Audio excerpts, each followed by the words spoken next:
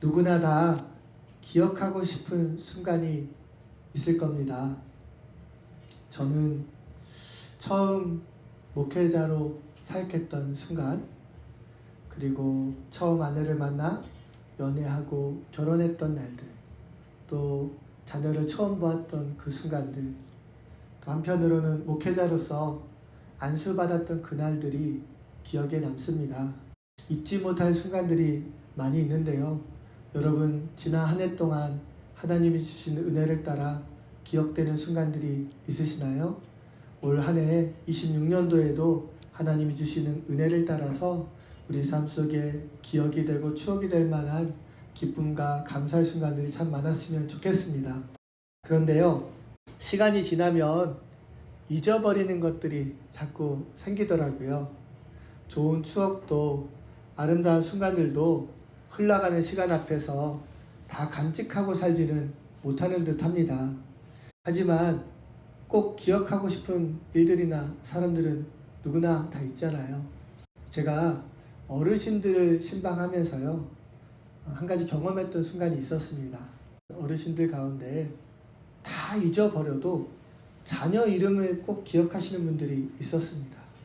또 사랑하는 아내 이름을 말하면 잊고 있다가도 내 아내 이러면서 그분을 찾는 어르신들도 본 적이 있었습니다. 그 중에 기억나는 부분이 있는데요.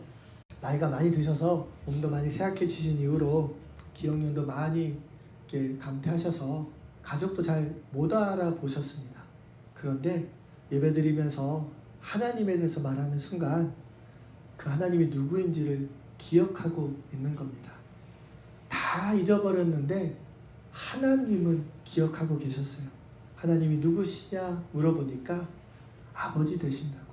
그 은혜에 감사하는 모습이 그 순간이 지금도 기억이 납니다. 26년도 새해를 맞이하면서요, 우리에게 주신 하나님의 은혜에 기억날 만한 순간이 되기를 주님의 이름으로 축원드립니다. 여호와를 기념할 수 있는 은혜로운 한 해가 되기를 기대하고 있습니다. 하나님의 은혜가 저와 여러분들에게 임하여서 결코 잊을 수 없는 한 해, 그 한 해가 바로 26년도 올해가 되었으면 좋겠습니다. 첫날 첫 시간 예배하는 것 얼마나 귀합니까? 이 자리에서 주님을 예배하는 저와 여러분, 올 한 해에 새해를 맞이하면서 하나님이 주실 은혜를 꼭 기대하시기를 주님의 이름으로 축원드립니다. 오늘 말씀의 배경은 간단합니다.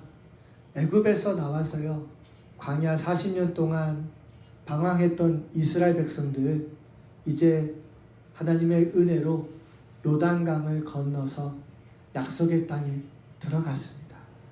그 약속의 땅에 들어가서 하나님의 뜻대로 한 가지를 기념하는 사건, 그것이 오늘 말씀 속의 이야기입니다. 이스라엘 역사를 보면요, 그들은 강을 2번 건넜습니다. 애굽에서 나올 때 처음 홍해를 건넜고요, 가나안 땅에 들어갈 때 요단강을 건넜습니다. 모두 하나님의 은혜로 마른 땅을 건너갔는데요, 똑같은 일이지만 차이가 있습니다. 홍해는 은혜를 베푸시는 하나님을 바라본 사건이라면, 요단강은 은혜를 베푸시는 하나님을 경험하는 시간입니다. 모세 시대 때 홍해 앞에서 이스라엘 백성들 아무것도 안 했습니다. 그때는 홍해가 갈라지는 걸 먼저 경험했습니다. 뒤에서 바로 군대가 추격하고 있었고, 앞에는 홍해로 막혀있을 그 순간에 모세가 지팡이를 들자 하나님께서 홍해를 가르시는 은혜의 역사를 베풀어 주셨습니다. 그래서 갈라진 바다 사이로 백성들은 마른 땅을 밟고 건너가면서 하나님의 은혜를 보고 경험한 겁니다. 그런데요, 지금 여호수아와 함께하는 이스라엘 백성들, 이스라엘 2세대 사람들은 하나님을 아무리 바라본다고 해도 요단강이 갈라지는 은혜를 경험할 수는 없었습니다. 언약궤를 맨 제사장들이 요단강에 들어갔을 때, 그들의 발바닥이 강에 닿았을 때 방줄기가 끊어지고 물이 갈라지는 하나님의 은혜를 경험한 겁니다. 홍해의 사건은 예수님을 믿은 그 구원의 은혜, 다시 말해서 홍해는 구속사를 말하는 것이라면 요단강은 그 은혜 받은 자가 경험하는 순간들을 표현합니다. 예수님 믿으면 누구든지 구원받고 하나님의 자녀가 되잖아요. 그러나 그 믿음으로 구원받은 하나님의 자녀가 자신의 삶 속에서 경험하는 은혜는 사람마다 차이가 있다는 거예요. 오늘 말씀이 요단강을 건넌 사람들이 경험한 은혜에 모든 사람이 경험하는 은혜가 아니라는 겁니다. 하나님이 행하시는 기적을 보는 자가 있고요. 기적을 경험하는 자가 있습니다.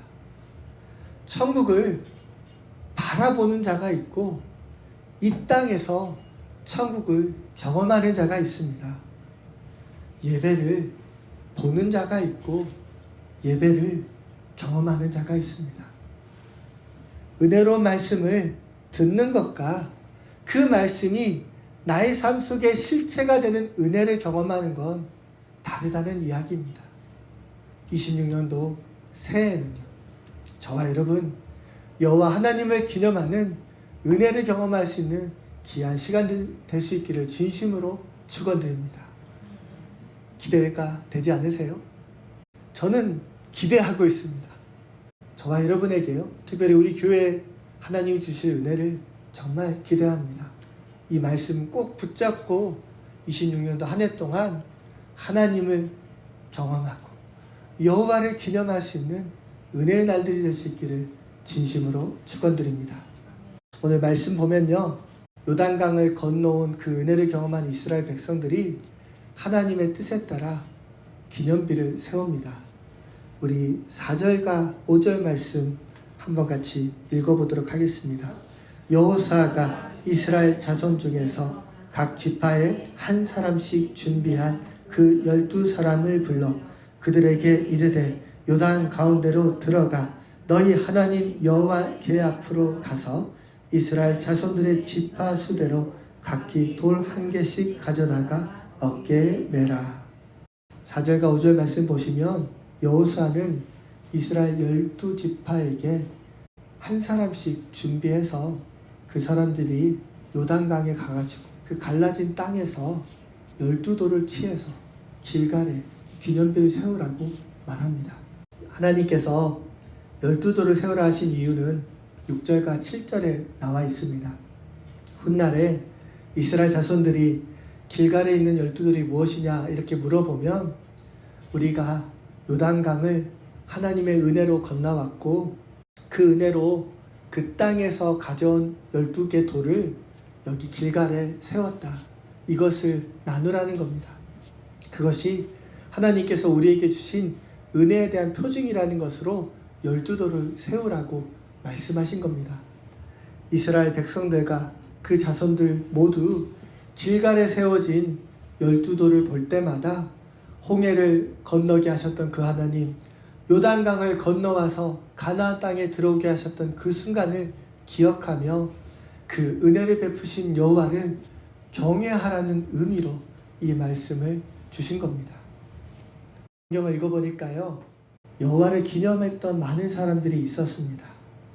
여호와 하나님을 기념할 만한 은혜를 경험한 사람들이 참 많이 있었습니다. 대표적인 사람을 뽑는다면 저는 노아와 아브라함입니다. 노아는 하나님의 은혜를 정말 크게 경험했습니다.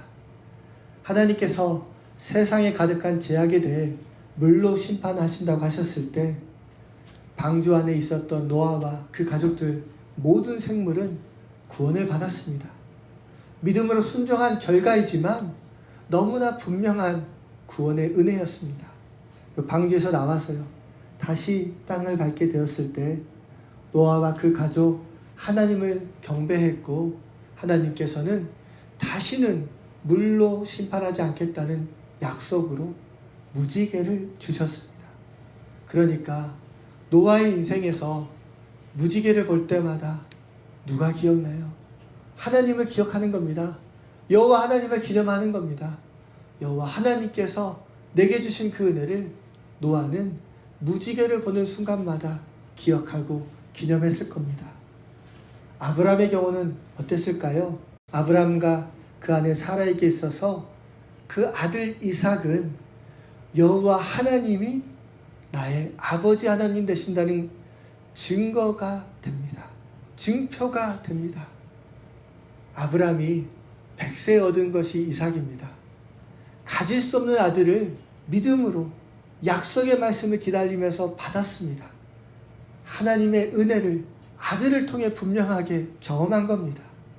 약속의 말씀을 이루시고 그 하신 말씀을 반드시 내게 허락하시는 그 하나님의 은혜를 아브라함과 그 아내 사라는 그 아들 이삭을 통해 증거받았습니다. 12명의 제자 중에서 물리를 걸어본 건 베드로 한 사람뿐이잖아요. 베드로는 어부입니다. 그러나 예수님의 제자가 되었고 하나님의 뜻을 이루는 귀한 삶을 감당했습니다. 한 번씩 갈릴리나 바닷가를 볼 때마다, 강을 볼 때마다 그는 물 위를 걸었던 그 순간이 기억날 겁니다. 물속에 빠진 자신을 그 손 잡아주시면서 예수님과 함께 물 위를 걸었던 그 순간, 평생 잊을 수 없는 기억되는 순간이었을 겁니다. 이와 같은 은혜를 경험할 수 있는 26년 한 해가 될 수 있기를 진심으로 축원드립니다. 그리고 우리도 이와 같은 은혜를 이미 받았습니다. 우리 모두 다요, 하나님의 은혜를 기억하는 순간이 우리에게 분명하게 있습니다. 바로 십자가와 성찬입니다. 십자가가 주는 의미가 무엇입니까? 구원과 은혜를 가르쳐 줍니다. 예수님께서 십자가에 죽으셨습니다. 우리가 받아야 할 하나님의 진노와 심판을 예수님께서 십자가에서 다 받으셨습니다. 십자가에서 흘린 그 피로 인해 우리는 속량 제사함을 받았습니다. 십자가에서 죽으신 예수님 3일 만에 다시 살아났습니다. 죽음을 이기시고 다시 살아나신 예수 그리스도, 하나님의 아들로서 잠자는 자들의 첫 열매가 되어주셨습니다. 십자가에 죽으시고 다시 살아나신 예수님을 구주로 믿으면, 마음으로 믿고 입술로 고백하면 누구든지 제사함 받고 영원한 생명을 얻습니다. 이 십자가의 은혜를 받은 자가 기념하는 예식이 성찬식입니다. 예수님의 몸인 떡을 먹고 예수님의 피인 잔을 받으며 십자가를 묵상할 때마다, 성찬을 드릴 때마다 구원해 주신 그 은혜와 사랑을 기억하며 여호와 하나님을 기념하게 됩니다. 저와 여러분, 이 은혜를 이미 받고 누리고 있지 않습니까? 하나님 앞에 믿음으로 자녀된 자로서 은혜를 누리고 있습니다. 우리 앞에 주어진 이 축복과 은혜, 하늘나라 가는 그때까지 기념하고 기억할 수 있는 저와 여러분 되시기를 진심으로 축원드립니다. 이미 내게 주신 은혜를 잊으면서요, 새롭게 주실 은혜를 기대하면 안 돼요. 내게 주신 은혜도 기억하면서 다른 사람이 받은 은혜를 듣는 자가 아니라 내가 은혜를 경험하고 그 은혜를 말하고 전할 수 있는 올 한 해 될 수 있기를 주님의 이름으로 축복합니다. 자꾸 말하게 되는 것 같아요. 이 시간에는 제가 자주 축복합니다, 축원드립니다 이런 말 자주 하더라도 아멘으로 기쁘게 받으시기 바랍니다. 그러면요, 올 한 해 동안 여호와를 기념하는 그 은혜를 경험하려면 우리 어떻게 해야 될까요? 가장 중요한 건 예배자로 하나님 앞에 사는 겁니다. 그리고 말씀 앞에 반응해야 됩니다.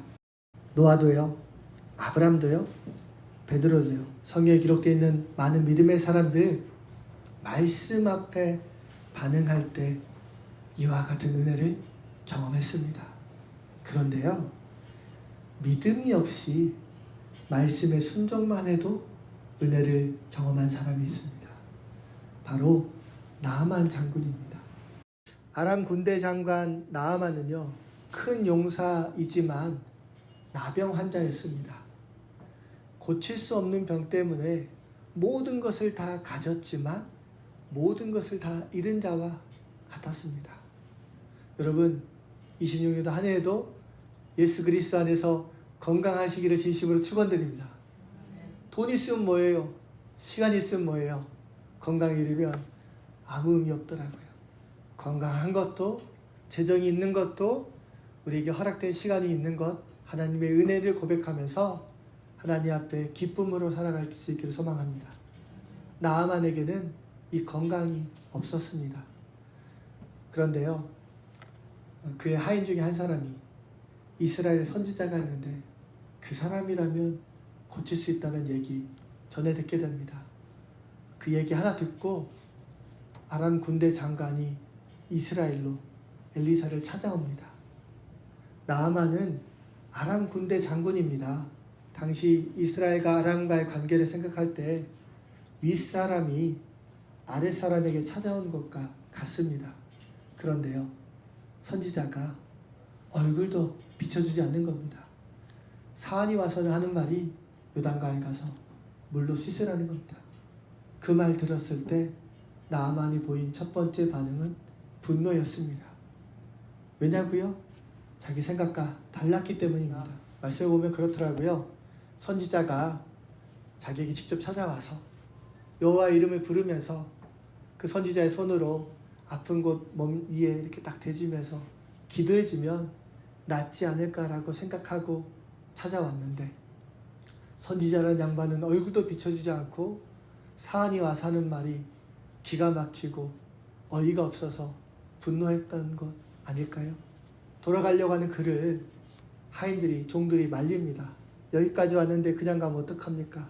설득하고 한 번만 해보자고. 그 말에 나아만 장군 마지못해 억지로 요단강에 들어갔습니다. 7번 물로 씻었을 때 그의 몸은 어린아이와 같이 깨끗하게 나았습니다. 여러분, 나아만 장군이 믿음이 있어서 요단강에 들어가 고침받은 거 아니에요. 그가 믿음으로 말씀 앞에 순종하면 하나님께서 나를 고쳐주실 것이라고 생각하고 요단강에 들어간 게 아니라는 거예요. 그럼에도 불구하고 말씀에 순종한 자에게는 하나님의 은혜가 있다는 것을 우리가 기억해야 됩니다. 하나님은 긍휼히 여길 자를 긍휼히 여겨주시고 은혜 베풀 자에게 은혜 베풀어 주십니다. 그 은혜와 자비는요, 말씀 앞에 반응한 자가 누리는 축복입니다. 20년 새해 하나님 앞에 첫 시간을 예배하는 저와 여러분, 예배자로서 하나님 앞에 살아가시면서 내게 주시는 그 말씀 믿음으로 반응하셔서 이 은혜를, 여호와를 기념할 수 있는 그 은혜를 누릴 수 있기를 진심으로 축원드립니다. 우리 8절과 9절 말씀 한번 같이 읽어보도록 하겠습니다. 이스라엘 자손들이 여호수아가 명령한 대로 행하되 여호와께서 여호수아에게 이르신 대로 이스라엘 자손의 지파 수를 따라 요단 가운데서 돌 12를 택하여 자기들이 유숙할 곳으로 가져다가 거기에 두었더라. 여호수아가 또 요단 가운데 곧 언약궤를 맨 제사장들의 발이 선 곳에 돌 12를 세웠더니 오늘까지 거기에 있었더라. 아멘.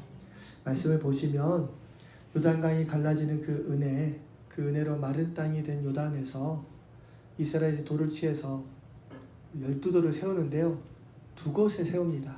기념비를 세우는데 두 곳에 세운다는 거예요. 하나는 길갈에 세우고요, 요단강을 건너서 이스라엘 백성들이 머물렀던 장소 그 길갈에 세우고, 다른 하나는 언약궤를 메고 있는 그 제사장들이 서 있던 곳, 요단강이 갈라지고 마른 땅이 된 그곳에 12돌을 세웠습니다. 특별히 9절 말씀 보시면 그 언약궤를 맨 제사장이 서 있던 그곳이라는 것을 분명하게 알 수 있습니다. 근데 거기에 세운 12개의 돌은요, 마른 땅이 다시 물로 차면 볼 수가 없습니다. 12돌을 세웠다는 건 여호와를 기념하라는 의미인데, 그럼 이건 누가 기억하고 살 수 있을까요? 다시 한번 말씀 정리해 볼게요. 하나님의 명령을 따라 여호와를 기념하라는 뜻으로 요단강에서 채취한 12개 돌을 하나는 길갈에 세웁니다. 다른 하나는 언약궤를 메고 있었던 이스라엘 제사장들이 서 있던 그 땅, 다시 말해서 요단강 안에 12돌을 세웁니다. 근데 요단강 안에 세워진 이 12돌은 요단강이 다시 범람하면 볼 수가 없어요. 그러면 그 돌들은 누가 기억하게 될까요? 언약궤를 맨 사람들입니다. 그들은 요단강이 갈라지는 것을 온몸으로 경험했습니다. 여호수아가 전하는 하나님의 말씀을 따라 언약궤를 메고 가장 먼저 요단강에 들어간 사람들은 제사장들입니다. 뒤에서는 이스라엘 백성이 따라오고 앞은 요단강인데 강이 갈라지지 않았습니다. 갈라지지 않은 그 안으로 들어갈 때 제사장들의 마음이 어떠했겠습니까? 그런데 말씀 앞에 순종하며 요단강에 발을 내딛는 그 순간 물줄기가 멈추고 강이 얕아지고 땅이 보이는 은혜를 그들은 온몸으로 경험한 겁니다. 하나님께서 요단강을 가르는 걸 몸으로 경험한 사람들이 바로 언약궤를 메고 있었던 제사장들이고 그들은 그 은혜를 결단코 잊을 수가 없는 겁니다. 우리도 마찬가지입니다. 예수님을 구주로 믿고 고백하는 우리 모두 다 왕같은 제사장이요 거룩한 하나님의 나라의 소유가 된 백성입니다. 그러므로 저와 여러분 우리 모두 다 언약궤를 맨 제사장처럼 하나님의 은혜를 경험할 수 있는 축복이 우리에게 있다는 사실을 믿으시기를 바랍니다. 특별한 사람만 경험하는 게 아니라는 거예요. 저와 여러분도 왕같은 제사장이요 그의 나라의 소유가 되었기에 예수 그리스도 안에서 하나님 말씀 앞에 믿음으로 반응할 때마다 여호와를 기념할 만한 은혜를 경험할 수 있는 자격이 있다니까요. 이 축복을 우리는 받았습니다. 이 은혜를 누리고 살아갈 수 있는 저와 여러분 되시기를 진심으로 축원드립니다. 중요한 건요. 언약궤를 맨 제사장들이 서 있던 그곳 요단강이 갈라졌을 때에만 12돌을 세울 수 있었다는 사실이에요. 언약궤를 메고 있는 제사장들이 요단강에 서 있는 동안에만 그 강은 갈라져 있었습니다. 그들이 나왔을 때 다시 요단강은 범람하게 됩니다. 그러면 하나님의 말씀대로 12돌은 언제 세워요? 제사장이 그곳에 서 있는 동안에만 세울 수 있는 거예요. 다시 말해서 그때만 할 수 있는 일들이 있다는 거예요. 딱 그때만 할 수 있는 것들이 있어요. 작년 크리스마스 때 대전 성신당에 갔다 왔습니다. 크리스마스 이브 날 새벽 예배 드리고 대전에 가서 예약했던 케이크 가지고 왔습니다. 성신당 케이크 드셔보셨죠? 그러니까 이게 좋은 걸 아니까요. 성도님들하고 같이 이걸 나누고 싶었던 겁니다. 크리스마스 이브인데 좋은 거 성도님들하고 나누고 싶은 마음에 새벽기도 마치고 대전까지 갔다 왔습니다. 돌이켜봐도요. 그때 아니면 할 수 없는 일이었습니다. 그때만 누릴 수 있었던 은혜였습니다. 각 가정이 나눠주고 저희도 하나 먹었는데 정말 맛있더라고요. 근데 올해는 못했어요. 할 수가 없었습니다. 하나님께서 우리에게 허락하신 시간 속에서 그때만 할 수 있는 일들이 있다는 겁니다. 그 순간에만 경험할 수 있는 은혜가 분명히 있습니다. 저와 여러분 은혜를 놓치지 마시길 바랍니다. 저에게 있어서는 이와 같은 순간이 교회 개척입니다. 교회를 시작하고요. 경험한 은혜가 정말로 많았습니다. 교회를 개척했기 때문에 경험할 수 있었던 은혜가 있었습니다. 여러분 이거 아세요? 교회를 세우는 사람이 경험할 수 있는 축복이 있어요. 그 교회를 세우는 과정 속에 있는 성도만 누리는 축복이라는 거예요. 한 영혼에 대한 가치도 있고요. 생각해보니까 정말 감사한 순간이 많은데 제일 기억나는 것 중에 하나는 교회 개척하고 우리 성도님들 같이 예배하면서 등록한 성도님들 가운데 첫 그 대표 기도 세울 때요. 그걸 얘기하기까지 또 그분이 대표 기도가 세워질 때까지 제가 얼마나 많은 기도를 했는지 여러분은 아마 모르실 겁니다. 한 사람이 하나님 앞에 믿음으로 사는 것을 경험할 수 있는 축복, 저에게 주셨던 특별한 은혜입니다. 기존 교회에서 식사도 잘 안 해보셨던 그 성도님께서 우리 교회에서 신앙생활 하시면서 식탁 교제가 주신 은혜가 무엇인지를 얘기하시고 정말 감사로 표현했을 때는 진짜 기뻤습니다. 더구나 요즘에는 매주마다 그 최후의 만찬처럼 음식을 맛있게 준비해주고 계셔서 진심으로 감사드리고요. 또 이렇게 먹을 수 있는 즐거움을 누릴 수 있는 것 또한 하나님께 감사를 드립니다.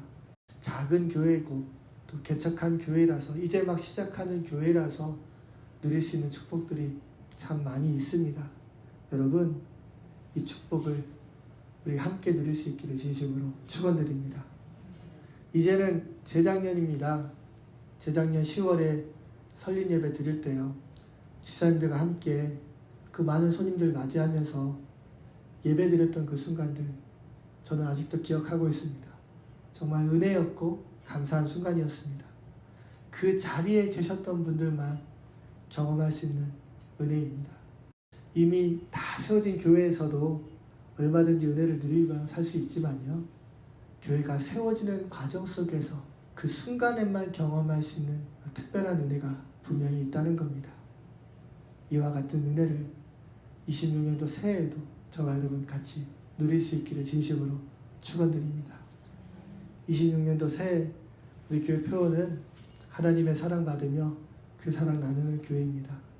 내가 할 수 없는 일, 내 힘으로 불가능한 일, 은혜가 아니면 감히 상상할 수도 없는 그 일들, 예배자로서 기도자로서 전도자로서 말씀 앞에 반응하는 믿음의 사람으로서 올 한 해 우리 함께 은혜를 누릴 수 있기를 소망합니다. 이전에 경험해보지 못했던 그 특별한 은혜, 우리 삶 속에서 하나님이 주시기를 기대합니다. 언약궤를 메고 요단강을 밟았을 때 하나님의 은혜와 그 역사를 경험했던 이스라엘 백성들처럼 또 그것에 12돌을 세우며 여호와를 기념했던 이스라엘 백성들처럼 저와 여러분 우리 모두 다 여호와를 기념하는 은혜의 날들을 맞이하는 기쁨과 감사가 넘치는 26년도가 되기를 진심으로 축원드립니다. 여호와를 기념하라. 26년도 한 해 동안 은혜 베풀어 주실 그 하나님을 찬양하며 긍휼히 여길 자에게 긍휼히 여겨주시고 은혜 베풀 자에게 은혜 베푸시는 그 하나님을 우리가 예배하면서요. 하나님이 어떤 은혜를 주실지 가슴으로 품어봅니다.